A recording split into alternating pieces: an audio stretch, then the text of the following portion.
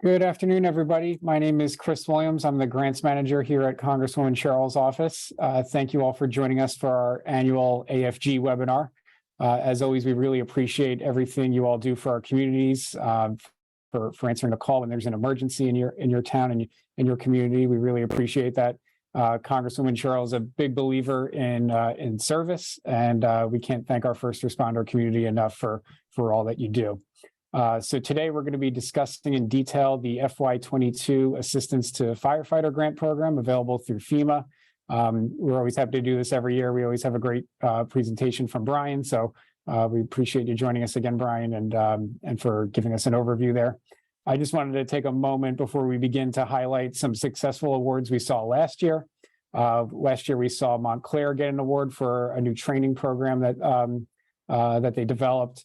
And we also saw Morristown and North Caldwell all got awards for equipment. So we're excited to see that. It's always great to see as many people apply as possible. We love to see federal dollars coming back to the district, and we appreciate everyone for being a partner in that effort. So just to cover a couple things, we will have an opportunity for questions. Brian, would you prefer to hold those to the end, or are you happy if people want to get to those as they come up? I prefer if you stop me along the way, I'd be happy to answer questions along the way. Great. So I'll keep an eye out. You can use the chat or the Q&A feature on your screen, everyone, or if you want to use the raise hand function, I can keep an eye out for that, and we can bring you live to answer that as well. So feel free to use any of those features, and we'll address it as questions come up on the presentation. We are recording this, and we can send that out to anyone who is unable to attend, and we can get the slides out to everybody as well. And of course, our office is available to be a resource for you if you have any questions or need any assistance getting connected with FEMA. We're happy to do that. And we're also, of course, happy to write a letter of support for your department. So if you would like a letter of support, all you have to do is just email me. If you are joining us today, you obviously have my email. I'll just repeat it, though. It's chris.williams@mail.house.gov. So with your request, if you could just include a copy of your application. Most people usually just send me a PDF. That way I can have something to go off of and develop a letter for you guys. So that's about all I have for you. I'm going to hand it over to Brian Thomas, the AFG coordinator for FEMA's Region 2 office. Thanks, Brian. Brian, you're muted.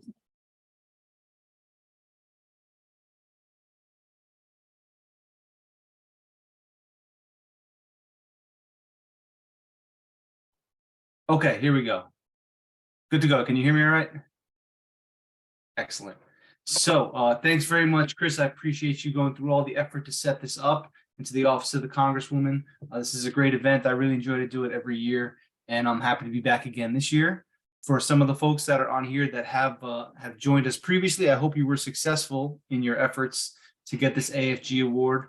You're going to notice a lot of the slides here in this slideshow are going to be some of the same things that you've seen in the past.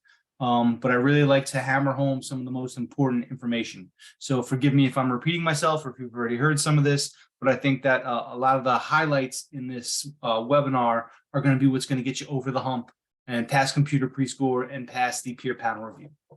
So that being said, as Chris mentioned, the AFG application period is currently open right now. So the good news is following this webinar, you can log into FEMA Go and start working on your application with all this stuff fresh on your mind. So this is not really a preparation webinar. This is a get it done now webinar. All right. Just going through my slides here, I'm going to let you know, I'm going to put my contact information up more than once. I don't want you to feel like you have to rush to take notes because we're going to make these slides available to you. And the most important stuff is going to be on the screen more than once. So please don't feel rushed to take notes. So as my numbers up there, you can see, but really these are the three most important numbers that you need. Like most branches of the federal government, we do have an office for everything. So there is a FEMA Go technical support number. If you end up getting locked out of your FEMA Go account, there is a sam.gov help number if you have issues with registering for SAM. And there's also the AFG help desk where you can call for your questions on AFG. But, above all, you can call me or shoot me an email, and I'll be happy to try to walk you through it. If it's something that I can't resolve or something that they don't give me access to, then I'll steer in the direction of some of these help desk numbers, okay? And I will put this slide up again in the future. So the application period will expire on February 10th. So I want to make sure that you understand that you have a limited time to get it in. However, we are pretty early in the application period now. It's only been open for about a week. So let's get working on preparation for this AFG application period. And by preparing to do so, you're going to see in this slide presentation that I put some tips and tricks on how to successfully get past some of those scoring levels. Before I get into that, I just want to give you a brief overview of the AFG program itself.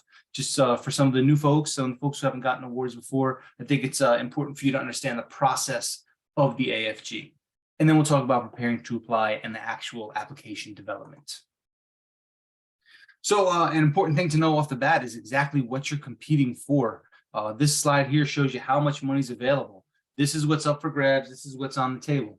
So we're going to talk today primarily about the number on the left side of the screen.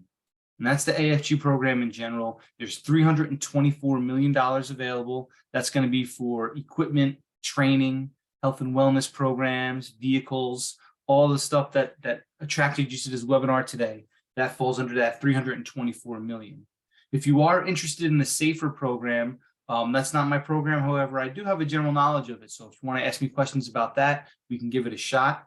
If you were planning on applying for a SAFER this year, that's $360 million available for recruitment and retention and your hiring needs for emergency service. And then last but not least, there's the Fire Prevention and Safety, also known as FP&S. And under that award, we have $36 million to give out. But we are going to focus here on this AFG program in general. It's important for you to know who's actually eligible for an AFG grant. And that would be fire departments, whether you're career full-time folks, whether you're a volunteer organization, or whether you're a combination department. You're all eligible for AFG awards. Also, non-affiliated EMS organizations are eligible for this AFG award. Those non-affiliated EMS organizations are folks who provide medical transport, like an ambulance corps or a rescue squad, and you're not associated with the university or with a hospital themselves. You're a 501c3 nonprofit. So those are the EMS folks we'll be talking about today. And the third one does not apply to you. That's the state fire training academies. Every state fire training academy is eligible for an award, but there is none in New Jersey, so we'll skip right over that. Quick note about how that money's spread out, just to squash any myth that you may have heard. Some folks seem to be under the impression that career departments get more money than anybody else, and why should I apply? All the money goes to the career departments. That's not the case. That money that I spoke about on the previous slide is spread out. 25% is guaranteed to go to career departments, 25% is guaranteed to go to volunteer departments, and 25% is guaranteed to go to combo departments, at least. So there's 75% of that money that we spoke about right there, spread equally between the fire service, volunteer, combo, and career. Then we break it down a little bit further. I mentioned state fire training academies. That's the SFTA number there. They'll get 3% of that money that I spoke about previously. The FP&S award makes up 10% of it, and the non-affiliated EMS organizations will only get 2% of that money that I spoke about. Then there's one number left there, that's open competition, which makes up 10% of that money. So that 10% is going to get spread out based on the best applications regardless of where they came from. So that volunteer 25% can go up a couple percentage points based on open competition. So when I spoke about 25, 25, and 25, that's at least 25 between those fire service. It can go up based on the open competition money that's left over. You must understand that when you get an AFG award, you are on the hook for your local share, also known as the non-federal share, which basically means FEMA is going to pay for 95% of the bill, and you're going to have to come out of pocket for 5% on your own. That's if the jurisdiction that you serve has 20,000 or less residents. If the jurisdiction you serve has 20,000 residents to 1 million residents, then you're on the hook for 10% out of your budget. And FEMA is going to fit 90% of the bill. And in case you were wondering about those big metropolis cities that also apply for AFG, they're on the hook for 15%. And that is the local cost share requirement. And just one more tidbit before we get into some more stuff about the AFG. I want to make sure everybody understands that when I talk to you today about AFG priorities, I want to make sure you understand that me or somebody from FEMA, we do not set the priorities. The priorities are set by the Criteria Development Panel. And that Criteria Development Panel is made up of the 9 major fire service organizations. And we're talking about fire chiefs from all over the country. They are the ones who determine what is a high priority of the AFG program, not some bureaucrat in the federal government. No, it's an actual first responder like yourselves. They tell us what they think should be a high priority of the program, and we follow those recommendations. That's the CDT, Criteria Development Panel. So the award process, the AFG has a life cycle, just like anything else in the world, has a start and a finish. The very first step of 1 year in the AFG life cycle is the publication of the NOFO, also known as the Notice of Funding Opportunity. We're currently past that step. The NOFO was published about 2 weeks ago. It's a document that's got a lot of important information on it, and I'm going to talk about that in the following slides.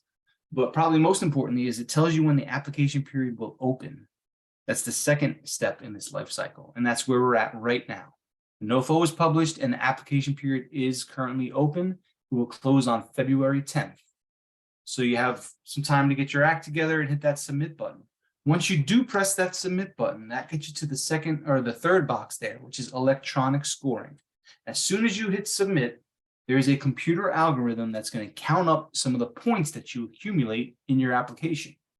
And when I say accumulate points, it's based on some of the answers that you provide. There are drop-down boxes. You have to click on the drop-down box and select an answer. Each answer in that multiple choice question has a point value. And I'm going to talk to you about which ones have a higher point value than others in a moment. But it's really important to accumulate as many points as you can in the electronic pre-score, because you cannot get to the next step in the award process if you do not pass the electronic pre-score. The next step is peer panel review. So if you follow my directions here, you score the maximum amount of points on the computer pre-score, you will hopefully get promoted to peer panel review. And that's exactly what it sounds like. It's a panel of your peers who are grading your applications, specifically grading the narratives that you put together. You're going to have to put together 5 narratives. And I'm going to talk to you about that towards the end of this webinar. But if the peer panel review likes your narratives, if they score them well and you did a good job on them, then you'll advance to the next level, which is technical review, also known as post-panel review. And technical review is the first time someone from FEMA is actually going to look at your application. First, you get through a computer, then you get through a panel of your peers, and then finally you get to someone from FEMA in technical review. However, FEMA does not grade the application. We don't score the application. We probably don't even review the application all that much. We're just going to make sure that you are an eligible applicant. We're going to make sure that some of the numbers that you input match up. For example, your population. We're going to match the population you gave us with the population that's in the U.S. Census Bureau and make sure that it's close, give or take. If, we're making sure nobody's going to inflate their population or inflate their call volume. We'll match your call volume up with NIFRs. That's all that happens in technical review. There's no scoring. We're just making sure you are who you say you are.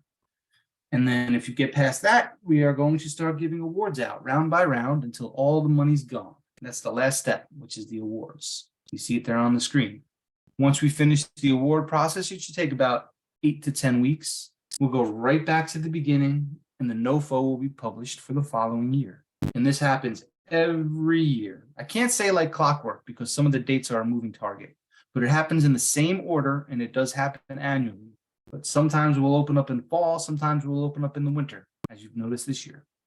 But anyway, that's one year in the life cycle of the AFG. So I mentioned the first step was the publication of the NOFO. I want to talk to you about why the NOFO is so important. The reason why is because of some of the color coding that you'll find in that document. You're going to see red H's, blue M's, and gray L's. These are going to get you points on that computer algorithm, that computer pre-score. If you're asking for a high priority item, that's awesome. You're going to get the maximum amount of points for what you asked for. If you ask for a medium or low, your application will die in computer pre-score and you will not make it into peer panel review. Check out the NOFO. Avoid anything that has a blue M or a gray L next to it because that is where your application will end. And the answers are in the NOFO. There's a question on there called the purpose question. It's going to say, what is the purpose of this request? You'll click the drop-down arrow. There'll be several different answers to choose from. If you look in the NOFO, it's going to tell you which answers are high priority and which answers are not. If you select an answer that's a medium or low priority on the purpose question, your application will die in computer pre-score and you will not make it to peer panel review. Very important to review the NOFO. Also, it's got some key dates on there. It'll tell you that the period of performance for the award is 2 years. And it's got a bunch of legal mumbo jumbo. It's about 80 pages long, but really the most important stuff is going to have a color code next to it. That's what you want to look out for. You cannot apply for an AFG grant if you do not have an active SAM registration. And I'm not just talking about registering for the first time. I'm talking about if you've registered for SAM in the past and it has expired, you cannot apply for AFG with an expired SAM registration. SAM expires every year. So if you renewed your SAM registration in December of 2021, that means that last month in December of 2022, your SAM expired and you're currently not eligible for an AFG award. SAM can be a major speed bump or even a roadblock for applicants because it could take 3 to 4 weeks to get your SAM renewed or to get SAM for the first time. So if you do not have an active SAM registration, I would say get it done right now. Now is the time. It may take a while. So hopefully you have an active SAM.gov registration, which will enable you to create a FEMA Go account. You can't submit an application if you don't have a FEMA Go account because FEMA Go is where the application is located. So hopefully you have a valid username and password and you can log into FEMA Go. You don't even need the link I'm providing you. If you just go to FEMA and type in FEMA Go, or if you go to your web browser and put in go.fema.gov, it'll take you right there. Hopefully you have access. This is what the login screen looks like. If this is your first time seeing this image, that means you're in trouble. Or your first time seeing this image, that means you're in trouble because you probably don't have a FEMA Go account yet. You have to get that created ASAP. So make sure you get your FEMA Go. So when you have your active SAM and your active FEMA Go, you're going to log in and this is the landing page. You're going to see on the left side of the screen, it's going to say apply for a new grant. And there'll be a button there that says start application. This is how you're going to start your AFG application. Okay. So now we know what you need in order to apply. We're going to talk about preparing to apply. And there's about 3 steps I want you to take before you even log in and before you start your application. And the first one is to conduct a risk assessment. And I would not dare waste your time. I know your time is important. I'm just trying to prepare you to get a good score, especially on your narratives. Because when you get to the narrative for project description, if you could say that you conducted a risk assessment, that's going to score you points with the peer panel review. And conducting a risk assessment is really not that difficult. All you're doing is you're not creating a problem, but you're identifying a problem and you're creating a solution. So by doing a risk assessment, you're walking around your department and you're finding out what is the oldest equipment, what are the oldest items you have that need to be replaced because they're eating away at your budget or they no longer work or they're not keeping your firefighters safe or your EMTs safe. That's called a risk assessment. So you identify a risk or you identify a problem. What is the problem to the solution? We would like to request funds through AFG to solve this problem. Okay, so you made your risk assessment. Hopefully you made a list of some things that you need to replace or some things you need to buy. I'm going to tell you it's very important to cross-reference your list with the NOFO and make sure that what you want is a high priority item. Every year, when people get turned down, I get phone calls saying, why did my application get turned down? And I look at it thinking maybe they have a low call volume or maybe they did a poor job writing their narratives. But then I find out that they asked for things that were not a high priority. For example, a generator or ballistic PPE or hazmat suits. If you do your risk assessment and any of those 3 things I just mentioned are on your list of things that you want, you're going to find out that they're medium or low priority and you should not have asked for them in the first place. So do a risk assessment, make a list, and then check that list with the NOFO to ensure what you're about to ask for is a high priority. And then when you get to the narrative, you can say that you did a risk assessment. The problem is our gear washer is 30 years old and it's no good anymore. Therefore, the solution to the problem is we want a new gear washer. You found out that a gear washer is a high priority of the AFG program, and then you create your application. That is a risk assessment. Also, I would like you to make a list of critical infrastructure, not because you're bored and you have nothing better to do, because they're going to ask you for this on the application. Do it now so that when you log in, you already got it. We're talking about highways, bridges, tunnels, healthcare systems, universities, oil refineries, water treatment, anything that's considered a hazardous environment during a disaster. FEMA is in the disaster world. We're in the disaster arena.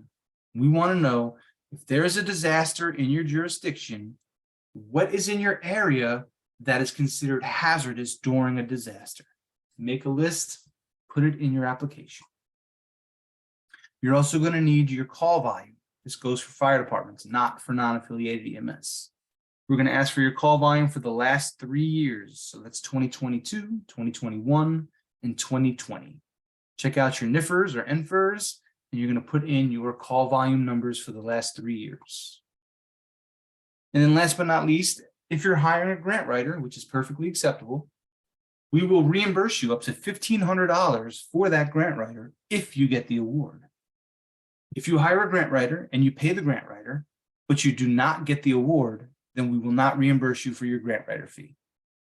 We will only reimburse your grant writer fee if you ask for it in your application. That's why I'm putting this in the preparation portion, not the actual narrative portion. If you hire a grant writer, you submit your application, you get the award, and then you ask to be reimbursed for your grant writer later, you will be denied. So make sure you save your invoice or your receipt or your purchase order from the grant writer so you can include it with your application, and we can give you $1,500 back if you get the award. So we talked about preparation. Now we're actually ready to submit an application. And when you log in, you're going to see a bunch of different applications to choose from. I want to make sure you select the right one, okay? I'm going to start from the bottom here because it's easy for me to eliminate some things if I start from the bottom. So if you're looking at the screen, you'll see the bottom bullet there is SFTA, that's State Fire Training Academy. Nobody on this call works for a state fire training academy. New Jersey does not have one. Don't even bother selecting that. Fire training academies have their own application. They're competing against each other. You're not even competing for them. They have their own, I think it's 3% that I mentioned on that earlier slide, that they're competing against each other for. Moving up, non-affiliated EMS organizations have their own application. You're not selecting the fire ops and safety, you're selecting the non-affiliated EMS one. If if that is your world, that's where you work. There are regional applications, vehicle applications, and ops and safety applications. If you're a firefighter on this call right now, you're eligible for all 3 of those, and I'm going to encourage you to submit all 3. That's right, you can submit 3 AFG applications. You could submit an ops and safety application for yourself. That would be something for like equipment or training. Then you could submit a vehicle application for yourself, asking for a pumper, tanker, aerial, quint, whatever. You log out, log back in, and you could submit a regional application, which anything that's available under ops and safety is also available under regional. The only difference is you're going in as a team with other fire departments. So also non-affiliated EMS organizations, you are also eligible for all 3 applications. If you are an EMT and you work for a rescue squad, you could submit an ops and safety application for yourself. You could submit a vehicle application for yourself, and then you could submit a regional application with some of your other EMS organizations. All right. So hopefully you'll take my encouragement and you'll submit all 3. It costs you nothing but time and give yourself 3 opportunities for an award. I want to talk about the ops and safety application just for a minute here because it's so robust. There are so many things you could ask for under ops and safety. Training, equipment, PPE, wellness and fitness, modification to facility, all of these things are within the ops and safety application. I'll talk about it a little bit more on the next slide. But before I do, I want to mention micro grants. A micro grant is an AFG grant that will cost you $50,000 or less. So if you're going to ask for just a couple sets of turnout gear, you're going to ask for just a couple sets of SCBA, it's going to cost you less than $50,000.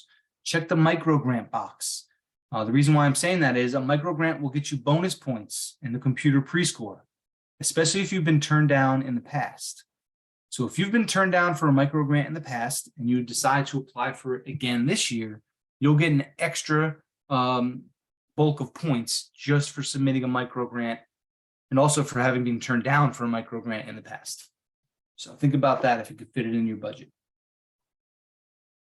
I talked about the ops and safety application. This is the one that's for yourself. Equipment, PPE, mods to facility, wellness and fitness, and training. This is the most popular portion of AFG. This is where you'll get your cutters, your spreaders, your extrication tools, whether it's battery powered, hydraulic, whatever. And under PPE, you got your turnout gear and your SCBA. Modification to facility, we have source capture exhaust, sprinkler systems, and alarm systems. Wellness and fitness, we can get you behavioral health programs, immunizations, rehabilitation programs. All that falls under wellness and fitness. And last but not least, one of the favorites of the FEMA world is training. You know anything about FEMA? You know FEMA loves training. Training is expensive. It can be tough to coordinate, but we will pay for it. So take a look at the NOFO and see if there's some training in there that you want to send your staff to. Firefighter 1, Firefighter 2, fire officer training, EVOC training, ALS, BLS, all of that stuff, FEMA will pay for it. So consider that as your ops and safety application. This is just a quick screen cap of what the NOFO looks like. If you open up the NOFO, you'll see the red H's and the blue M's that I spoke about before. If you're going to ask for a fit tester, you're in the clear because you got a red H there. If you're going to ask for a generator, your application is going to die in computer pre-score because generators are not a high priority of the AFG program. That's just a quick note on how you look at a NOFO. Vehicles, a lot of people are interested in vehicles. I think that's actually an understatement. I think everybody, if you can get a vehicle for free through AFG, why not? That's the problem, is that so many people are interested in it and we can only give out so few every year that it makes it super competitive. You have to be able to check a couple boxes and hope that all the stars are in alignment if you want a vehicle award. So the vehicle that you're trying to replace should have been built before 1992. If it's considered unsafe, like if it has open cab or jump seats, or if it's a converted vehicle from some sort of vehicle that was never intended for emergency service, then you have a chance at getting an AFG award. Those are some of the boxes you should be able to check. If it's a converted vehicle, if it's an unsafe vehicle, or if it's a vehicle that was manufactured before 1992, you got a shot. If you don't check those boxes, you could try it. It costs you nothing but time. I would say definitely give it a shot, but manage your expectations. Vehicles are tough. I mentioned regional applications before. Get together with some of your partners that you go on mutual aid with. Mutual aid is a big sticking point for FEMA. I'm going to talk about it when we talk about the narratives in the next slides here. But regional grants are attractive to us because it'll help us to serve more communities, more firefighters, more fire departments. So get together as a team, find a common need that you both have, say new radios. Maybe you all need turnout. Maybe you all need SCBA. Go in on a regional application with other fire departments and gives yourself a good chance at getting that AFG award. And just because you decide to submit a regional application does not mean you can't submit an ops and safety application for yourself. You can do both. The only catch is you can't ask for the same thing in both applications. So if you're going to submit a regional grant for radios with your neighbors, you cannot submit an ops and safety grant for radios. You have to ask for something else in your ops and safety application. All right, so we're going to spend the next 2 or 3 slides here talking about the narrative. If you follow my advice here, hopefully you looked at the NOFO, you asked for high priority items, you answered high priority answers, so you made it past the computer pre-score. Now you're going to have to type up your narratives. There's 5 narrative boxes. I'm going to talk about them one by one, but first I want to give you general advice when putting together a narrative. So this advice here on this slide applies to all of the narrative boxes. We want you to write your narrative tailored specifically to your department and your community. We are not interested in national statistics. We're not interested in worldwide trends. We want to know what is specific to your department and the people that you serve, nothing else. I'm also going to ask you to have somebody read it over. We say utilize friends and family. Ultimately, it'd be great if you can get another first responder to read your application. The reason why is the peer panel review is made up of first responders. So you want to talk the talk, you want to use lingo that first responders use, you want to make yourself relatable to a first responder because they're the ones who are reading this and grading it. So when I say to use a proofreader or ask a friend to read your narrative, I'm not saying really check for grammar and punctuation, which is important, but it's not as important as expressing yourself as a first responder in need. You want to be relatable as a first responder in need. We're not so much focused on sounding like Shakespeare here. I already mentioned relate only local information, not nationwide or worldwide, things that are unique to your community. For some reason, FEMA doesn't like when you use brand names. So when you're asking for equipment, stick to the type of equipment, not the manufacturer or the brand name of the equipment. And as always, focus on the high priorities. So here are the 5 boxes. These are the 5 narratives that you're going to have to write. Okay, 4 of them are scored. 1 of them is not scored. The very first narrative box, the first one that you're going to submit is the description of your community and the description of your agency. This is all about you. Even though this one is not scored on a point basis like the other ones are, don't be fooled. This is probably the most important narrative box out of the 5. And the reason why it's the first one that the peer panel review sees. You want to catch their attention here. You want them to invest in you as a character so that they actually care about the remaining 4 narratives.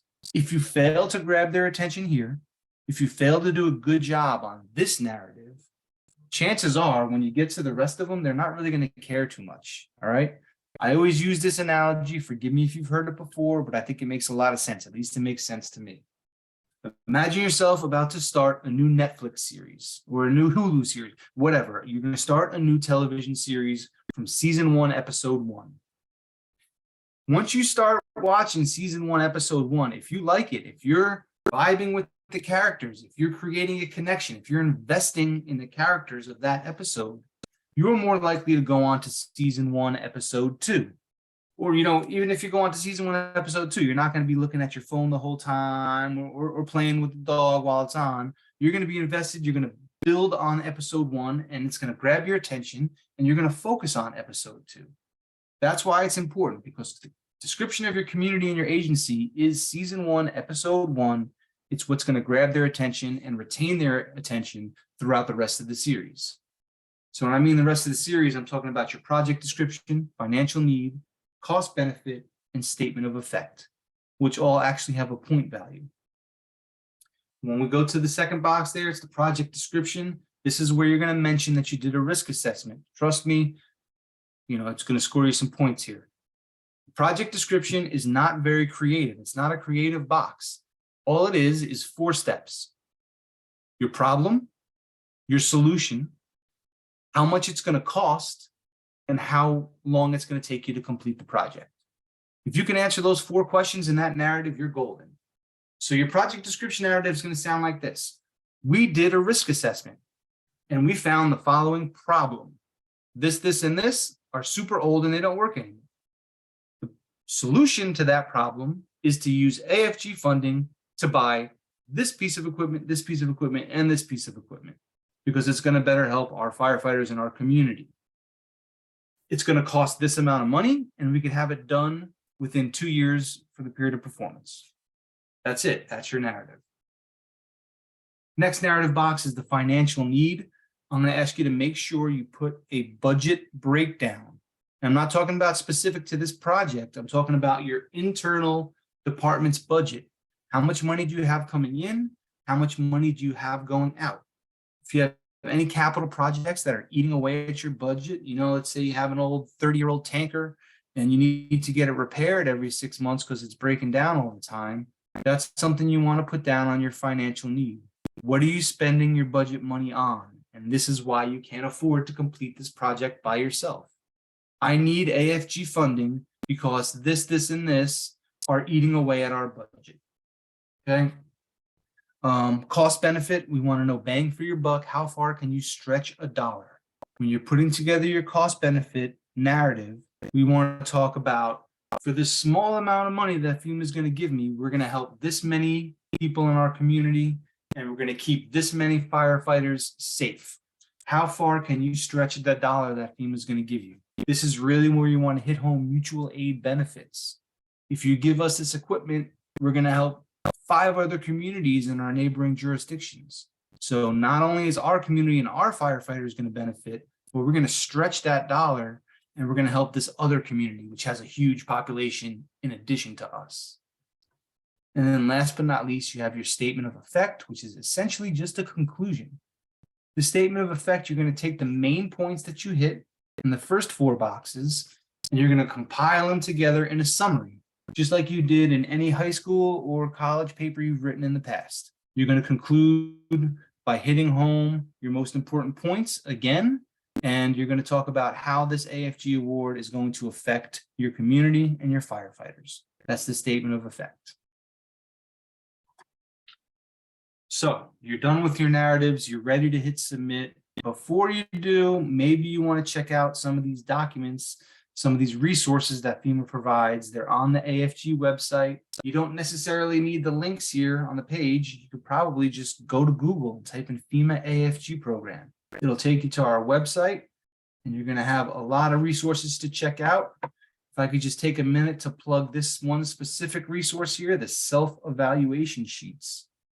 The reason why I'm plugging this document is because when FEMA gives the peer panel review a pep talk before they read your narratives, and we say, these are the type of things we want you to look for when you're reading the narratives and you're giving the narrative scores. That's what's in the self-evaluation sheet, so you should check it out. Also, I did spend a slide or 2 on narrative development, but there's a narrative development guide on the FEMA website that's going to go a little more deep in the woods. So check out that narrative development document, okay? And last but not least, if you want to sign up for the AFG newsletter that comes out monthly, it's going to tell you important dates on there, like when the application period opens, when it closes, when you can expect to hear about your awards, just some basic generic updates. I think it's super important.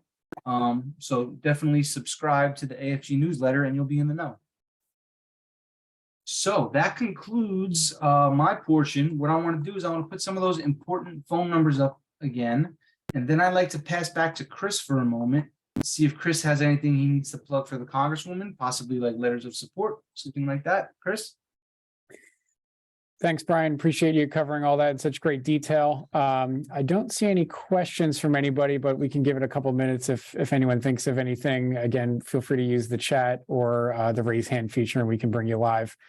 Before we go, though, I'll just include our contact info. You can reach our office at 973-526-5668. Again, that's 973-526-5668. You can email me at chris.williams@mail.house.gov. Again, chris.williams@mail.house.gov. If you'd like a letter of support, please let us know as soon as possible. I know a lot of you guys will be working on your applications, but after you submit it, if you can get on our radar, that would be great so we can get those drafted and off to FEMA. We try to get those in ahead of the peer review panel. That's usually the most beneficial. So I'll confirm with Brian when that date is, but we'll do our best to get those over to you for that. Let's see. I got a couple questions here. Any recommendations on where to find a grant writer? That comes from Jordan. Jordan, I can connect with you offline. I can point you to some other departments that have used a grant writer. I can't plug anybody specific, but we could probably connect you with some folks in the first responder community that have used that before. Will we be able to get a copy of this webinar? Yes, it was recorded, Carrie, and we will get that around. We have the slides too, so we can send those around as well. Next question comes from Fred. This is for you, Brian. Does the fire department as an organization need a sam.gov account, or can we use the township's sam.gov account? That's a great question, and you can use the township's sam.gov account. lot of departments do that, especially smaller departments. They'll go through through City Hall, or even sometimes I'll see a fire department using a police department sam.gov. You can do that. I will caution you on one thing, however. In sam.gov, there's a point of contact called the eBiz point of contact. So let's say you use the townships and the town clerk or the town comptroller is listed as the main point of contact. They're going to be the ones getting the emails from FEMA Go saying, either congratulations, you got the award, or you were turned down, or hey, you're missing some information and we need this information. So if you're going to use the townships or City Hall's sam.gov account, make sure you're in constant coordination with that point of contact, because they're going to get some important emails sent to them. Okay. Thanks, Brian. And our next question comes from also Brian. Under operations, can a department submit for 2 projects, for example, radios and PPE? Hey, Brian, I had a long time no see. I think we met probably a couple of years ago and we spoke on the phone many times, I believe. Yes, under ops and safety, you can ask for more than one thing. So under equipment, you could ask for radios, and then under PPE, you could ask for turnout gear. And then, under training, you could ask for, say, fire officer training. So yeah, I would probably limit it to 3 different projects. Probably don't want to do more than 3, but yes, you can ask for more than one item in an ops and safety application. The best route to ask for more than one item is to submit a regional grant with some of your partners for one thing, and then an ops and safety for 1, 2, maybe 3 things. This way you're giving yourself 4 chances. Yep. Thanks, Brian. Next question comes from Matthew. So can a nonprofit EMS use the municipality's SAM number, or do we need to set up our own since it's a different organization? So similar question as before, but this time we have a nonprofit EMS. Yep, and it's the same answer, similar question, same answer. You may use the township's SAM if they allow you to. Just be aware that FEMA is probably going to send the main point of contact some information that you may need. So yes, you may use the municipality's sam.gov. And I would just reiterate, as Brian mentioned, it can take a couple weeks to iron out or register for a new SAM account. So to those of you with questions on this, definitely recommend contacting your town's administration as soon as possible to make sure that's an option for you. Next, we have another question from Fred. If you ask for more than one item for ops and safety, would it be under one application or each item with a different application? It would be one application. Good question. Since we're on the topic, it seems to be a hot topic. In that one application, if you're going to ask for 3 different things, that's awesome. You can do that. Just be aware that if you get a super low score on one item, it will drag down your overall average for the other items.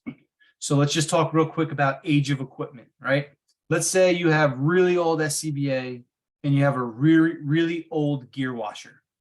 You're probably going to score high for those 2 things. And you're feeling confident, so you want to throw in radios. Maybe I'll ask for radios too. Our radios are 10 years old, so let's try to throw radios in there.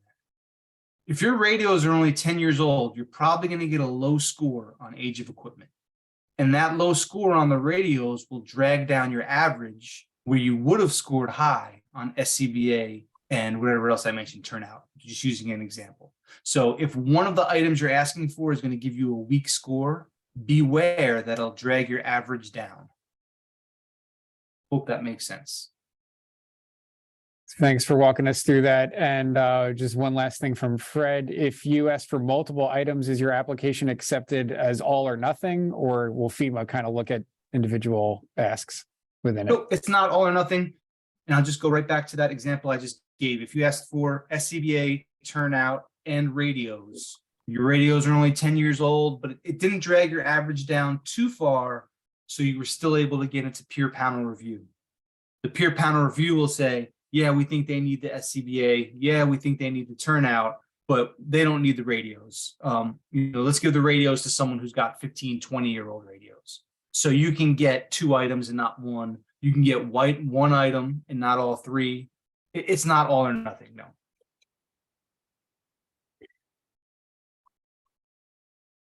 Okay, great. And another question from Brian.